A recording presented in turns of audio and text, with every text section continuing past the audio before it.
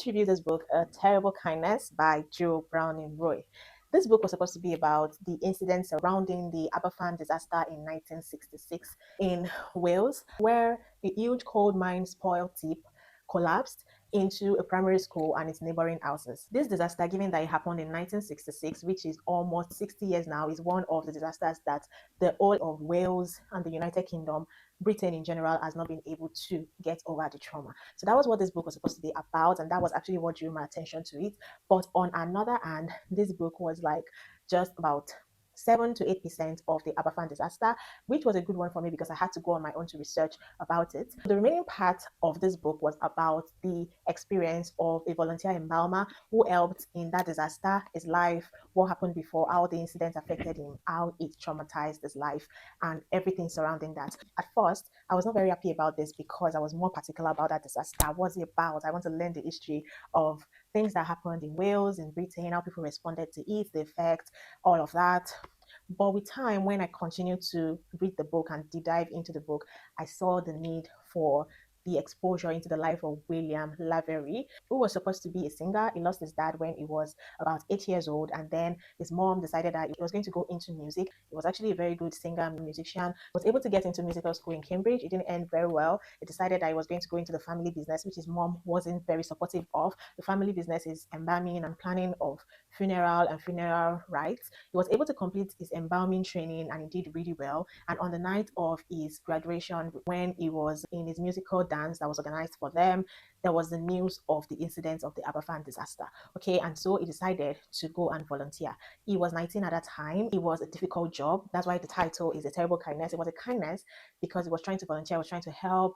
The situation at hand was really difficult because a heap load of coal had buried some children and adults alive. Statistics has it that about 116 children and about 28 adults lost their life in that incident. And given the fact that they were buried alive with the coal, the whole neighborhood started digging up and trying to rescue as many people and children as they could rescue. But as time passed, it was difficult to see any survivors. They just kept unraveling the coal just to get out the bodies. And so the work of the embalmer is to ensure that they took care of the body first by washing off the coal, trying to clean up the stain of the coal, and then they have to go identify the bodies. It was a very gory situation because sometimes the body of these people are not even intact and they have to identify them based on the clothes they wore, the hair accessory or the shoes and all of that. After identification, they have to clean up, embalm the body, bring out the blood, and then put the body in the coffin. Okay, so imagine doing that over and over again for over 100 people, mostly children. It was a traumatic sight, especially for William, who is the major character of this book. That's why I said it was just focused a bit on the Ife-Olaitan disaster. It was majorly focused on the life of the volunteer, especially William Lavery, how it affected it. Because after that situation, he started having a lot of nightmares. He started having PTSD. When he sees a baby, he starts to, react. He starts to see things.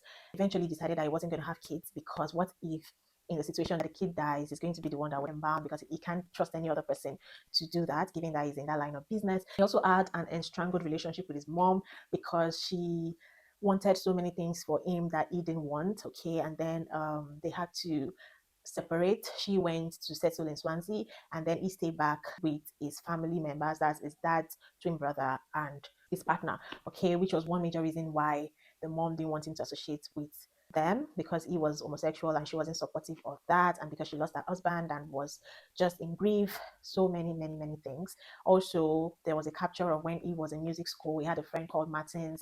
They survived a lot together in school. Trust me, there were a whole lot of touch points for this book: family, marriage, dealing with trauma, dealing with mental health. It was a whole lot, and I would give this book a 4.5 over 5. I was supposed to give it a 5 over 5, but I just feel like my expectation about it being major on the Ife-Olaitan disaster rather than the life and experience of a character was what really reduced the point. But in general, I enjoyed it, and it's one that I would really recommend. I mean, if you really want to know more about the Ife-Olaitan disaster, I would not suggest that you pick this book because it was just a bit of the book. But if you want to understand how an incident or a disaster can impact the life of people and how it impacted the life of the main character, then I'll suggest that you pick this. Okay. All in all, do well to make your own research about the Ife-Olaitan disaster, the impact it has caused in Wales and in the United Kingdom in general. The question from this book would be, what happened eventually? Did he reconcile with his mom? did he continue with music? There was a whole lot of music infused in this book, and I think I love that as well. Just that it was an infusion of the Welsh language, okay, so English and Welsh. So you might not really understand. The music was on iTunes because he was a musician.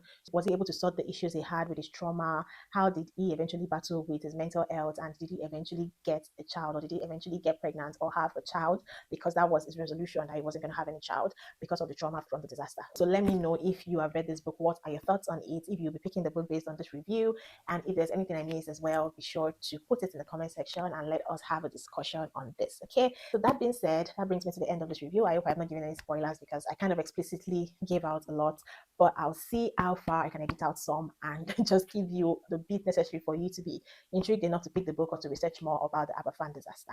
All right, guys, thank you for watching, and I'll see you all in my next book review. Bye.